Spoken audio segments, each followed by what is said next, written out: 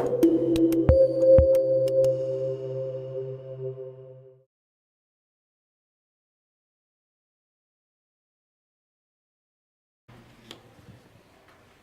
right, good morning, everyone. Welcome to day 2. Today it's my pleasure to introduce Jan Vonka. He's an engineer for Alfresco, and Jan has been around since the early days of Alfresco. In fact, do you know that before Alfresco was called Alfresco? Who knows what it was called if you don't work for Alfresco? What? Jason knows. It was called Activity? No, I'm sorry, that's the process management system. No, you're right. Yeah, it actually was called Activity. So before Alfresco was called Activity, which is kind of confusing, but now you have a tidbit. The cool thing is that Jan was there. So we've got the right guy to talk about integrating Alfresco at scale. So everyone please give Jan a warm round of applause.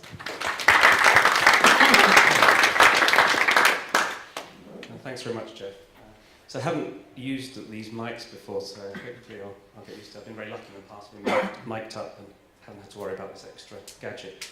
So as the slide says here, integrating Alfresco at scale, and I'll explain as we go through a couple of parts about the scale. Obviously we're talking about scaling the system and performance, but we're also a little bit talking about scaling of integrations, because Alfresco can't do all the integrations, and we work with a lot of partners. And I noticed I've met quite a few of you here over the DevCon as well.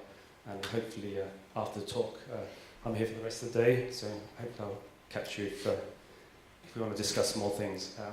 I think I've got about up to 45 minutes. What I'd like to do is leave at least 5, maybe even 10 minutes to have a Q&A, some discussion. I tend to talk fast, so please, if you need to interrupt me, ask me a question, we can either take it straight away or leave it until the end. And I'm going to put the slides up into my SlideShare account and the the DevCon website as well after the talk. So, just a quick overview. I was going to sort of roughly 4 sections. I'm going to do a kind of quick introduction, talk about the landscape of Alfresco integrations, and then hopefully dive a bit more deeply into the sort of the new thing that we're kind of previewing as an integrations services framework, and also provide a kind of an early example of that. We've got an early access for a box connector, so I'll also show that. And then hopefully leave a little bit of time to talk about futures and some road mapping, and then do a quick recap. So whilst I was putting the talk together, I kind of wanted to come up with a theme. And actually, before I even saw the template for the Lisbon DevCon, I kind of thought about islands, maybe paradise islands of information, and connecting those islands with bridges.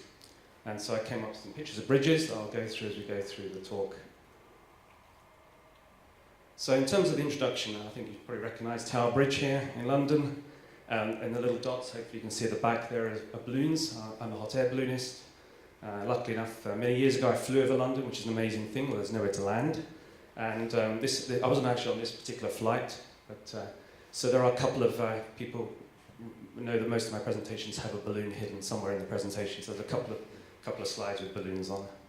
And I think Tower Bridge was infamous for, I think it's a bit of a story, but was sold to some American guy who rebuilt it in Arizona, but it was actually London Bridge, so there's another bridge in Arizona.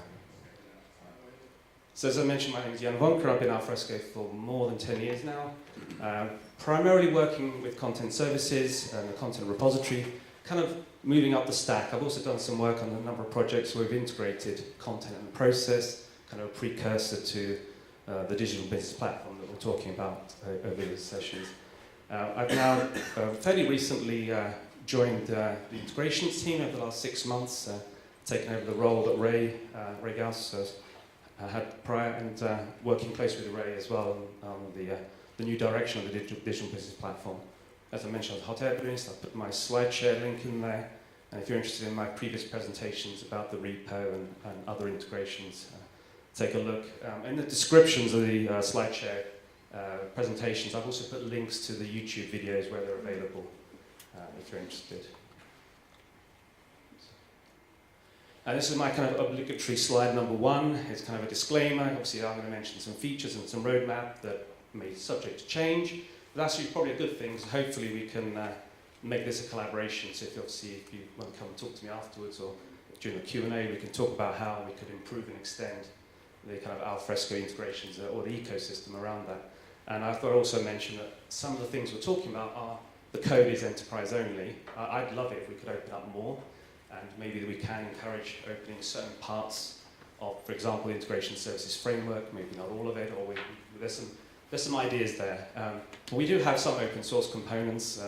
I've got some links at the end of the presentation, things like the Google Docs integration that some of you are mostly probably aware of, and things like some libraries, like I know Ray introduced a library called Ithio, and that's used in a number of projects within Alfresco, including Integration Services Framework, Desktop Sync, and Media Management. So some of that code is fully open source. So I found this picture of a bridge to nowhere. I think around the world there are various bridges to nowhere. In fact, when I looked into this, actually this is a fake image the guy put together, but I think there is somewhere in, I think it was Alaska, they wanted to build a bridge to an island, and it was a big project, and in the end it was cancelled. But they'd already wanted to spend the budget, so they built a $15 million highway, and there's a picture of the highway. It just goes up to the top of where the bridge would start. It wouldn't have been a great picture. You can see the highway and it just stops, and it just goes nowhere. And this is my obligatory slide number 2, and obviously you've seen this picture in many presentations in terms of the digital business platform. So I've enhanced it slightly, and obviously we're focusing here on the light blue, as well as the application development framework. And this is kind of my personal opinion, but the platform is only as good as the applications and the integrations that use it. And I kind of put them in these kind of theatrical lights. I think of them as showcase applications. I mean, there'll be examples and proof of concepts. We want to showcase the applications, whether web, mobile, desktop-based applications. We've got examples from our partners, just as a kind of random example. We have Zenit, I think, have Alfred as a full separate desktop application built against ACS, for example. And in terms of integrations that we're focusing on here, we've got connectors and extensions. And again, we want to showcase those integrations. And I put a line, a sort of orange, blue arrow there, because sometimes the back-end system integrations, but also often they have a user interface component, either within Alfresco applications, in our case also third-party systems, whether things like the Salesforce connector, Outlook client, SAP integration, etc. And the other thing I thought I'd do is just quickly on terminology. The word integration is overloaded, and in fact the word connector. And it's not just at Alfresco. I think I looked up at Microsoft. They use the word connector in many contexts. You have like Microsoft Azure connectors, and you have Microsoft Office 365 connectors to provide a sort of a notification mechanism back into things like Outlook and Microsoft Teams and groups. And I think there's a third definition of connector at Microsoft, and the same here. So I looked up kind of dictionary definitions of connector, and it's kind of not so interesting, links two or more things together. I looked up integrate from the kind of Cambridge Dictionary. This has been more interesting. I've taken out some of the text, there's some dots there, but essentially it says combine two or more things in order to become more effective. And then I also looked up on Wikipedia. I think it's called IT systems integration, but I dropped the IT there. But it talks about linking together software applications to act as a coordinated whole and adding value to the overall system capabilities.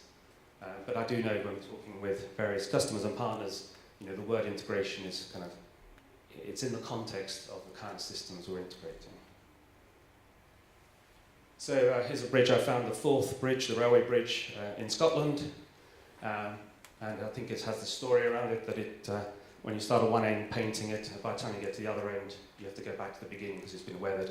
I read somewhere that's not a true story, and in fact they now have better paint and it lasts for at least 25 years.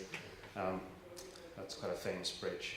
And it was the longest single span cantilever bridge or something. I'll put some links in if you're interested. And I've tried to put this slide together just to give an idea of the landscape. Obviously we have a lot of different integrations. I've worked on some of these in the past, things like S3 integration. I did one of the early ones at Salmon in terms of our cloud product, and more recently with Enterprise Salmon. And the thing here, obviously on the left-hand side, just you guys are aware of things like the open standards and open APIs and open protocols.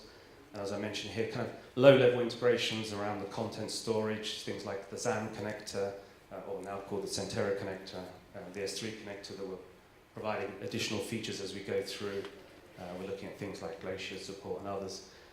Obviously Salmon integration. And some of these low-level ones often are seamless from an end-user point of view, but even then they have some interface components. Even for single sign-on, you have a login box, or for S3, as I mentioned, Glacier, if you're retrieving content that's going to take some time to be retrieved, you have to have some kind of notification mechanism for the user to say when it's available. And then on the top here, we've got obviously things I mentioned earlier, Google Docs integration, Salesforce connector that we provide, and working with partners, things like the Outlook client, plugin, SAP integration. I think one of our partners have looked at things like Office 365, and I think there's quite a lot of interest in that, and I'd be interested in talking to you either later about how you might be interested in integrating Office 365, because that is a massive, if you look at office.com, there's a lot of variables, there's a lot of things, and whether it's to do with Office 365 in terms of Word Online, or OneDrive, or various other parts of the Office 365 ecosystem. And in particular, we're going to focus here on, as an example, the Box connector for content, but we also provide a connection to Box through APS as well for hooking in files. And I put a couple of little logos here around, frameworks like Spring and Spring Cloud that Maurizio has been talking about with Activity 7 and Activity Cloud. And I think there's a talk later this afternoon that CG is doing around APS integration with MuleSoft, and so I'll put the MuleSoft logo there as well. And essentially, you're getting the idea, there's a spectrum of solutions here. And I'm not necessarily read all the text, but I'll supply the slides, but it will depend on a lot of things: use case, depth of integration. It'll depend on the kind of business and enterprise process in inverted commas, and whether you're using the platform in a headless mode and you're consuming only parts of the platform, certain components. We have obviously partners that work as OEM and only borrow certain parts of the thing. And essentially, and also there's a choice from the end user perspective. And one of the key things, and I'll mention that in a minute, around strategy is, in many cases with external systems, users want to stay in their system of choice. I think Jeff was mentioning it with the big moving, shifting big files around, and they're not necessarily going to use share.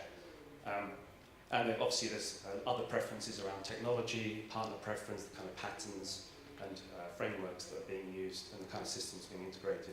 And there's obviously choice around build versus buy. In some cases, customers will want a connector that's fully supported, kind of bought off the shelf. Maybe there's essentially no code. Maybe there's configuration options about using certain features, and we can enhance those features and provide additional configurability versus kind of extending the platform, which Ray was demonstrating just previously, where there's a certain amount of low coding versus fully customized or partner development, bespoke development, that kind of thing. And here I found some bridge, I think is in Norway, that connects many islands that look like paradise islands. But the strategy here, as I mentioned, was to integrate with leading systems, kind of best of breed, and hopefully avoiding silos of information. And I was searching around, there's some guy, I haven't got the reference here, but he was talking about systems thinking, and where in many cases the value is adding the bridges, not necessarily building the islands. And obviously we talked about, I'll kind of skim through this, but Ray talked about the public API, and I've changed the word to out of process, but also out of runtime extensions, and event-driven behaviors. And it's not just around the ACS, but also the APS, and Maurizio was talking about with Activity and Activity Cloud, where the process runtime is that sort of mini shell, and Ray showed the larger shell of the API and the event gateway, but kind of in the mini shell, the service tasks being actually running outside of that, as what I think Maurizio has put in cloud connectors. And here we're talking about some frameworks, and the frameworks there's a choice, but we'd kind of like to find common components, because what we tended to find in the past is every integration that Alfresco builds, and I'm sure with our partners, we tend to start from scratch, and it's quite hard to reuse. And if there are some common components, it may not be using a whole framework, but using some parts of it. I gave Ithio as an example, and many others. And obviously, part of the strategy is working with our partner community, both partners and developers, and building that ecosystem, and as I said, providing showcase integration examples. And I just threw up a quick slide. I realised there's quite a lot of the partners here actually speaking at DevCon, not just attending and sponsoring as well. I won't go through them all, you probably recognise those are here. If I've forgotten anybody that's spoken at DevCon, please let me know, and I can do that and upload before I upload the slides. We can work with AWS, and been meeting most of these partners recently.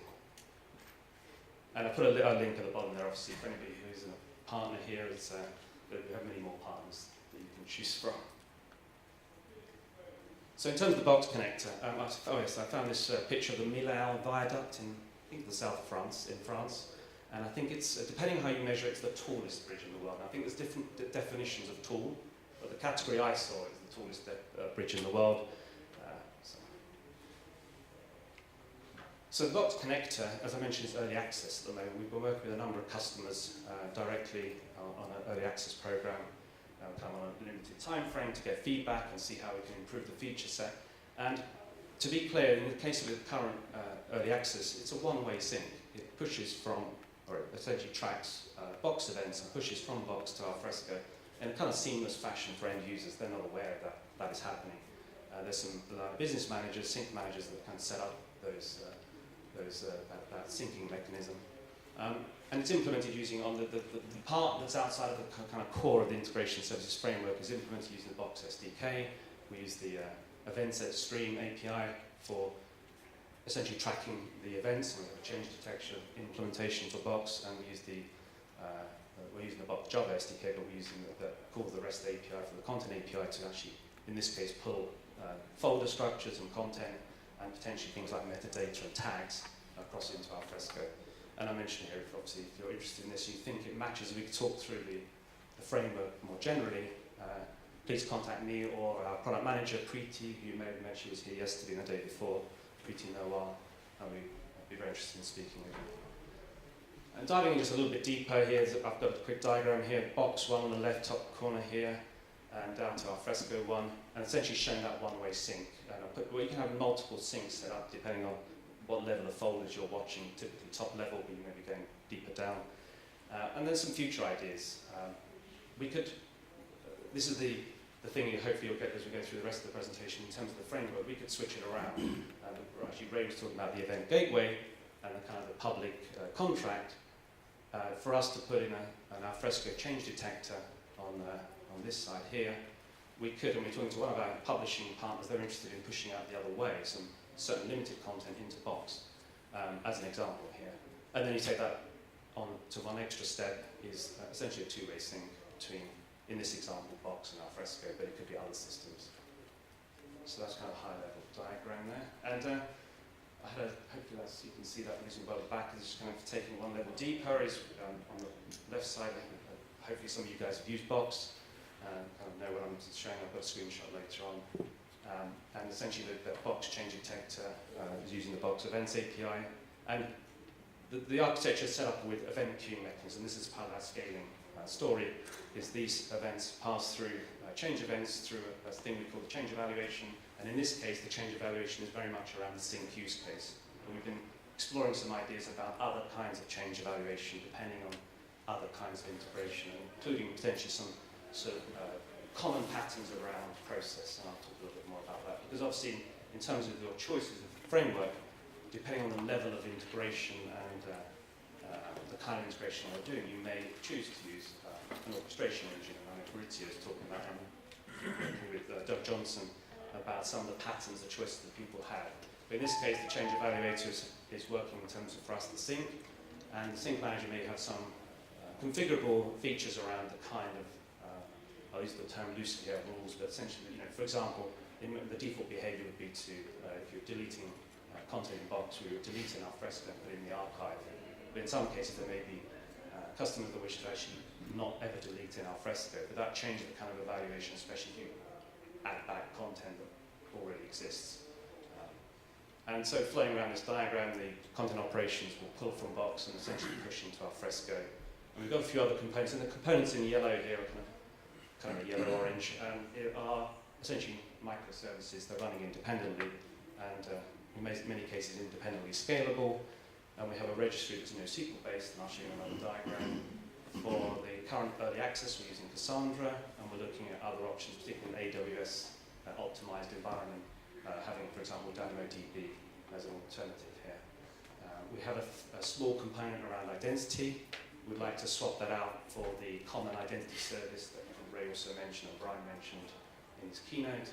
And currently the identity we piggyback off Alfresco for logging into this AIS app. And also providing a few additional features that we're looking at around user mapping. There's some details that I can go into later if you're interested.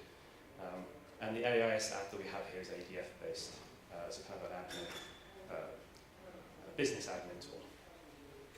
So hopefully any questions, I'll carry on. And I didn't want to do it, I didn't have the demo, I should have recorded, and I've seen Ray's talk, actually it would have been a good idea to record a demo, but in this case I took a couple of screenshots, and then they may not be visible from the back, but if you have a chance to look at the slides later, essentially on the left side here, a box, and then there's no additional UI other than if you're set up as what we call the line of business manager or the sync manager, you have access to essentially a mini app in box, which is a menu item, which you right click on a folder, for example, and you can send to Alfresco. It's very small here.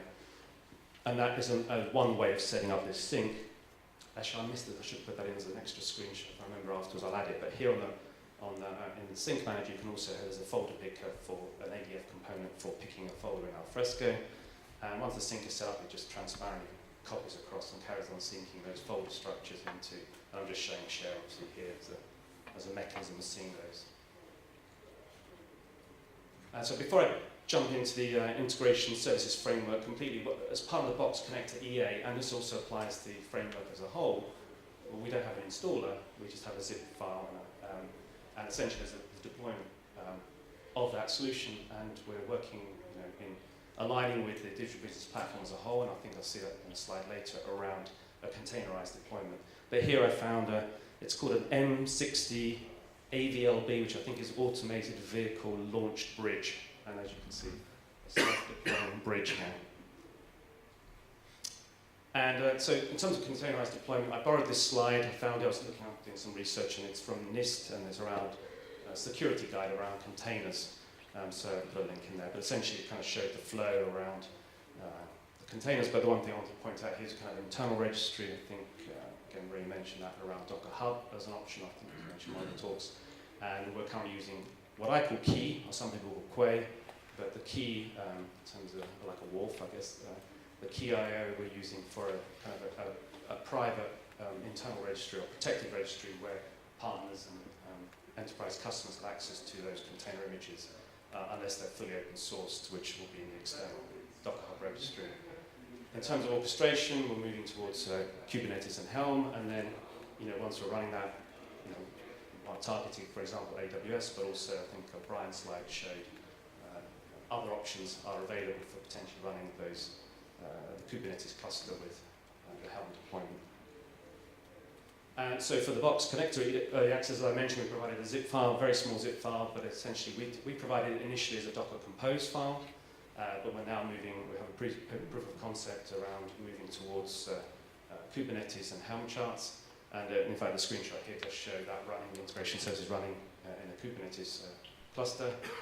And these are the images on if you have access, and we've worked with a few partners, if you have access to the container images, they're running here they're available on key.io. And kind of, I think this last slide here is, yes, this is, there's a lot here, and probably hard to read, but essentially it's kind of reinforcing that flow diagram I showed earlier.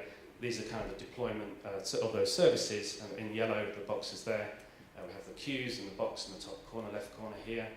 And essentially, we also provided initially a reference of a basic 5.2x ACS, but we'd obviously in the future like to plug in to the digital business platform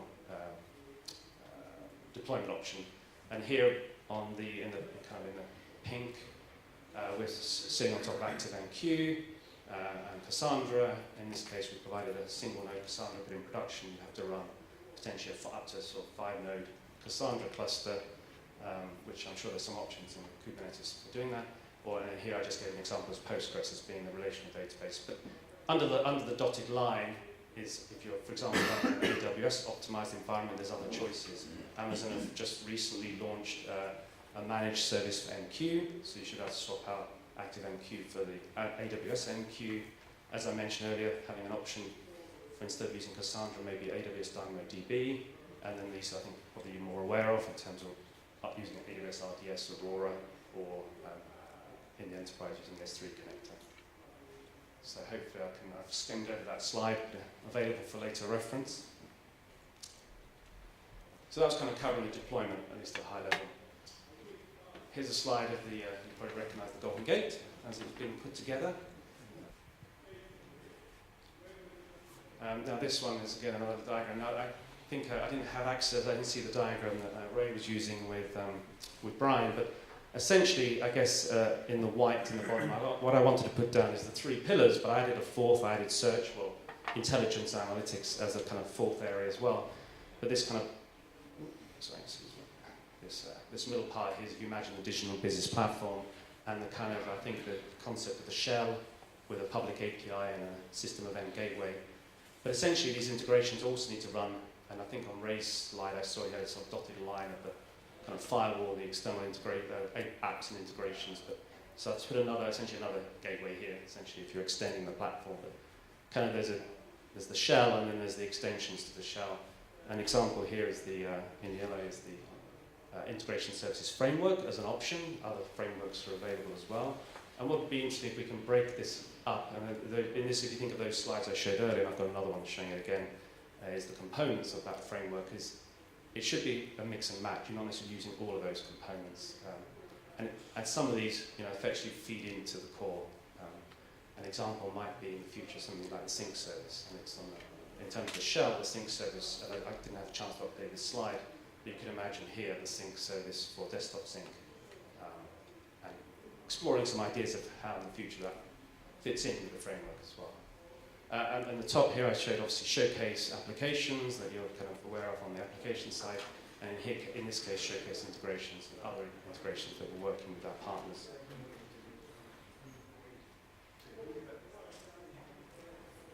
So I remember a few slides back I showed the box connector flowing into Alfresco. Essentially this is the same diagram, but I've taken away the box and Alfresco parts and just I put ABC, and I've kind of I wasn't sure to zoom in, it would be small, but you can imagine I've got A and B, and then you imagine C being very similar, and they kind of naturally thought of A, Alfresco, in this case B for box, but it could be any system.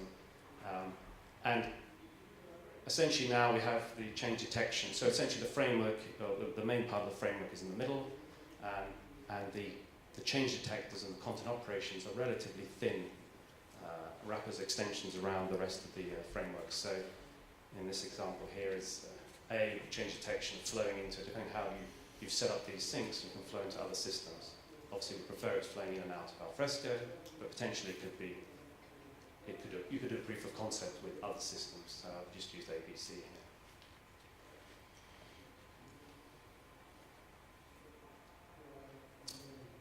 In terms of the scaling, and so I mentioned scaling a little bit, it's about scaling the team, and so we're quite a small team and we're working with partners, so we're not going to build, and I mentioned that in the strategy, we're not going to build all kinds of connectors and integrations. We'd like to have some examples, some showcase examples, but in terms of the framework itself, it's built, as I mentioned, with microservices.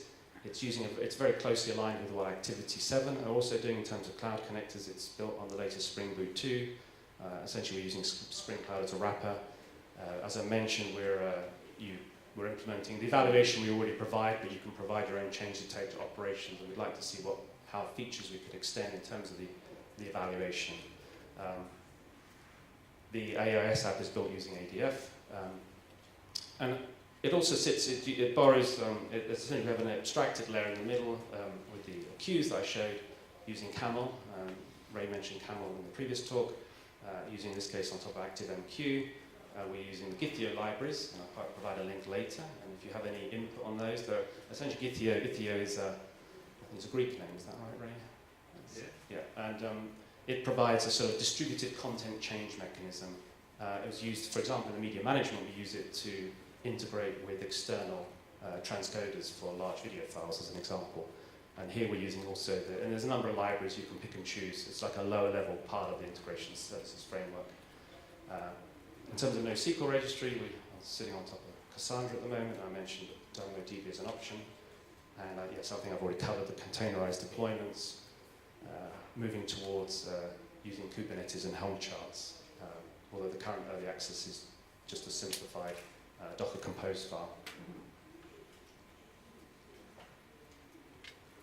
Now this diagram you probably won't see very easily at the back. I wasn't really so adept on the keyboard to try and zoom in. But we have, I guess one of the things to say is, I mentioned some of the code is enterprise only. We have a lot of design documentation. And this is just one diagram. We have of many around the framework. Here it's showing essentially a sequence diagram of the flows I was describing earlier. And we're looking to work with partners to see, as I say, I'm going to use the word open up, to see how we could provide this not just the code, but this design documentation we call the architecture map.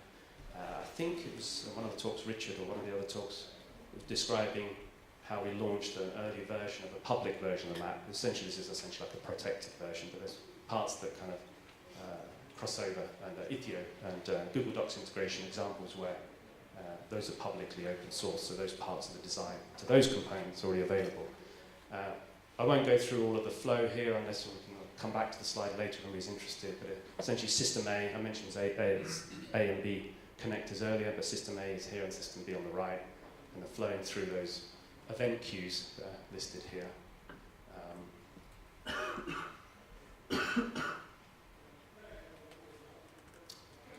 So in terms of futures, so I found a picture of, this is the Clifton Suspension Bridge in Bristol, in the UK, and Bristol actually is one of the world's largest manufacturer of hot air balloons. There's a number of big manufacturers, but the largest in the world is Cameron's, who are based in Bristol, and there's a big, I think the largest balloon event in the UK is the Bristol Fiesta, and its launch is just behind those trees, so you often get nice pictures of balloons against the Clifton Suspension Bridge. So that was, I think, my second slide with some balloons on. And of course, yeah, some disclaimers here, but essentially we want to do more of the same, but also focus on those integrations that are important to people. So it's something that, please speak with me and or Preeti or any of the other product managers around the integrations you're interested in. We're working with a number of customers. In terms of our team, we're also working on some other projects that are kind of interrelated integrations. I mentioned media management as well. And we're providing sort of the ongoing support on those in terms of service packs, but those essentially we want to introduce features that are customer driven, and that applies to the Integration Services Framework. As we launch some of these new integrations, as an example, the box connector, the framework itself, we want to launch those and see how, essentially providing more options about integrating it and extending the digital business platform as a whole. And I think Ray's talked a lot about that, the kind of options that'll be there. And I mentioned here something we've started a kind of early project about researching the kind of use cases and kind of requirements that customers and partners have around Office 365 integration. And bearing in mind, Office 365 is a big ecosystem. It can mean different things to different people. Is it, in the order of kind of more like our Google Docs integration, where editing one file, collaborative editing? Is it around, I can't remember the term Microsoft use, actionable events? This was the Office 365 connects I mentioned, where you can hook in actionable messages, notifications, maybe coming from either content or process, where you can actually get like a mini UI in Outlook, and you can sort of make actions based on content's been added, and ranging through to something like OneDrive, which would fit nicely in this current framework at the moment. So, I know people talked about OneDrive and even maybe possibly Dropbox integration. And I've also already mentioned in terms of we only do more around the deployment and scaling. So we're going to be moving to a kind of GA version of Kubernetes and Helm charts. We've got always more benchmarking to do and performance improvements. And I think I touched on some of the AWS options that we're looking at. If you have more feedback, please let me know. Quick recap. This is Charles Bridge or Karlov Most in Czech Republic in Prague. I haven't got stories about that, but I was born in Prague, so I guess that was why I put the picture there. And then moved to the UK when I was 1.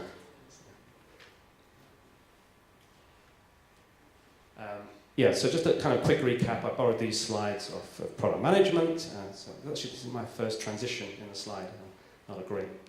Not used to putting in transitions into slides, but essentially there's the DBP on the left there, and essentially, I think Preeti or somebody wrote, essentially our focus is around surfacing the power of the DBP wherever work gets done, and particularly with the large, the best of breed, the leading external systems, if possible, embedded in those systems, or at least seamlessly integrating with those systems. And the second part of the slide was around some of the things we've been working on in 2017, and some of the future plans. I won't go through all of this, but essentially, hopefully I've covered a lot of these points in the presentation.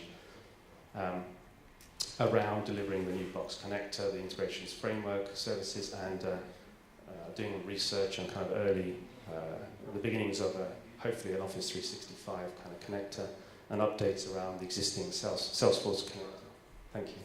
And we've been working with partners on the Outlook plugin, etc. So that's available for reference later. I think I missed this. Did I miss a slide? I lost a slide in my presentation. Just a quick look.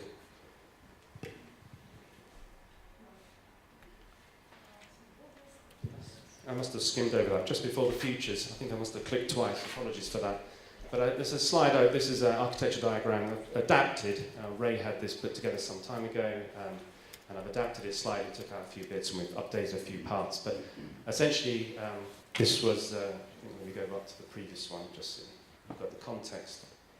Yeah, we were talking about the sequencing and the scaling, and this was kind of the final slide around the early diagrams I showed where we had the ABC connector.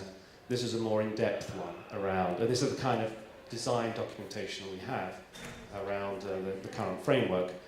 And so you obviously probably can't see that at the back, but again, it's available for reference when you download it. But they're just examples around. I mentioned, OneDrive and other options that we could integrate here with box connectors on the left. And these are the microservices, each of these kind of dotted ones here, with some of the queues. The queues are here, these little rectangles here. It's easier to see if you zoom in, but it's kind of high res. So if you have any, I'd be very interested in your feedback on this. And please find me later or after the event. So apologies for missing that one. So going on to the futures, which we talked about, and the recap. Yeah, and so just to say, we look forward very much to continue to collaborate with you to improve and extend the integration to the ecosystem as a whole. If you're interested in the Box Connect, if you're interested in the Integration Services Framework, or any of the other connectors that I mentioned, please find me afterwards. I'll put in the links for some of those things, including some of the documentation, some of the open libraries that we have. So thanks very much.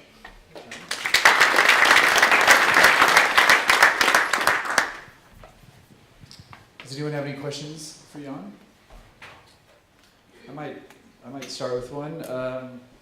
I noticed on that slide that one of the options in the integrations you had was to integrate with Alfresco. So that's an important point, because I think I've seen some partner solutions that allow you to synchronize nodes from Alfresco to some other Alfresco server. So it looks like this could work with that, or it would definitely work with that. Hopefully I'll talk loudly. Sorry. But that's fine. Yeah, that was definitely one of the ideas. Obviously, we need to invest in the right things, so that would definitely be an option. And it's something, I definitely, when we had the event gateway and the sort of public events, we could do some things now with the existing event mechanism and Ray was showing some things in this POC. So we could easily turn it around, and as you mentioned, 2 instances of Alfresco. And a good example of that, those people are aware I've worked previously on things like My Alfresco and the CloudSync product, is you could imagine, well, if you're not using our hosted My Alfresco, but you had your own instance, and we've talked to a number of customers running either community or enterprise editions of an external Alfresco to, for example, collaborate externally with partners who are putting in content, then that's exactly the use case you could put new parts to. That's a good question. I think another use case is like very widely geographically distributed Alfresco servers that have low latency in between them. A lot of times you want to move nodes between those to give local people a more responsive, feel for the response time for the documents. Anyone else have a question for Jan?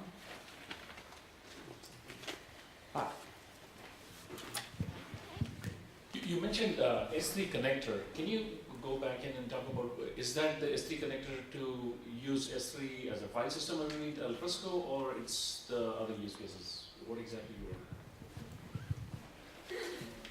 Yes, so I did actually work on I think pretty much the original S3 connector. There was an open source there was a POC, and then we took that in-house and we built the first S3 connector, which is kind of it was specifically part of My Alfresco initially. And then we took that same code, we had some consulting for certain customers, and then it became the 1.0 S3 enterprise connector. So essentially, in fact, if you're running Alfresco in AWS, S3 will probably be the preferred option as essentially the file system, as you say. The content binaries are in S3. It is enterprise only, and it's now up to, I think we did a 2.0 and a 2.01, I think, or a service pack recently. And as I mentioned, there's quite a few other additional features. So we have a separate product manager. I don't think he's at the event today, Mark Howarth, who's collecting feedback around additional improvements to the S3 connector. Okay. So it's seamless from the end user's point of view. Essentially, it is the file system. But there's other features that I think many customers are interested in, things like Glacier support. That maybe, as I mentioned, introduces some requirement for user feedback, whether it's through a user interface or a notification mechanism. Because those, I won't use the word offline storage, but those slow stores, you need some time to realize if it's not already available. I was watching I think it was at Amazon reInvent. There was a partner of Amazon Digital Globe, I think it is, where they do the high-res sort of SAP images, and they have very complex, they're not Alfresco customers are far aware, but their example was they're using Glacier because they have so much content, petabytes or how much it is, but they were using S3 as the cache to try and guess, because not all the images people want to access. But in the case of Alfresco, we use S3 as the main store, but some customers, if they have a lot of content, will put it into Glacier. And then, you could imagine, even we talk about AI, John's talking about AI, this is the kind of thing Digital Globe are doing, which is trying to guess which content would be frequently accessed, so that even though it's in Glacier, it's already cached in an extra part. Now, I'm not sure we're talking about those kind of feature sets. That's the sort of thing I've heard in the sort of S3 space. Okay, thanks.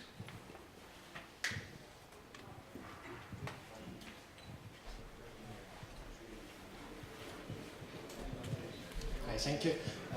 Can you tell us why did you choose NoSQL backend, and in the end, why did you choose Cassandra?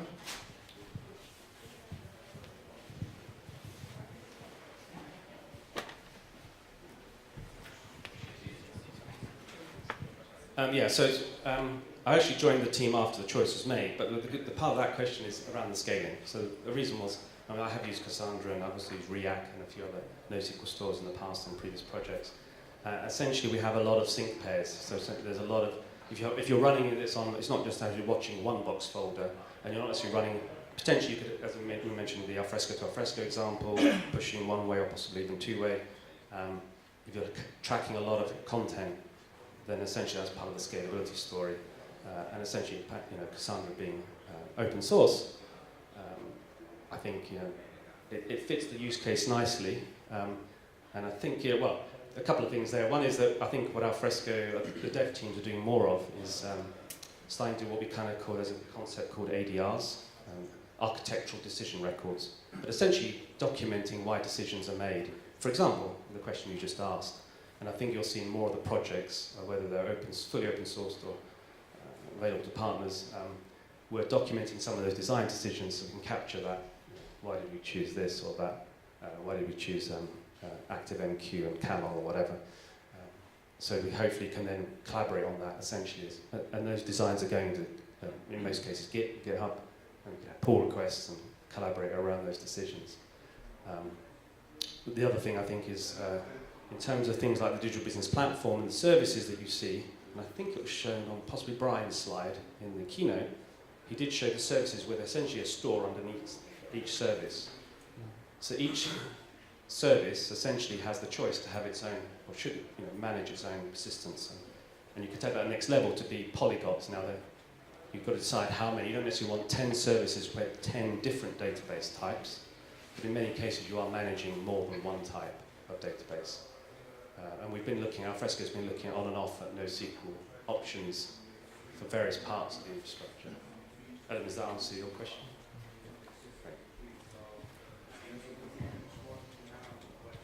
Any other questions? I think we have time for one more if somebody has one. Okay, I'll ask it. It's sort of a tactical question, but I know MQ started shipping in the product a few releases ago. Is it okay for us to use the broker that's inside that ships with Alfresco? Can we add our own queues and use that for whatever we want, or would you prefer? I know in the new architecture, that would be that'd be inside the kitten's box or whatever that the dog. It was a puppy that was inside the box. So we don't want to be inside with the puppy, but we want to be outside. So maybe we'd have our own broker. But right now, in the current product, can we use that broker or not? I'm not sure I know the correct answer to that one.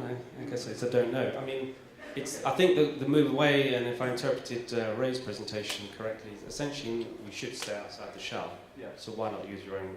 You can have another instance of the broker. So hopefully that's the. I don't think. Thanks.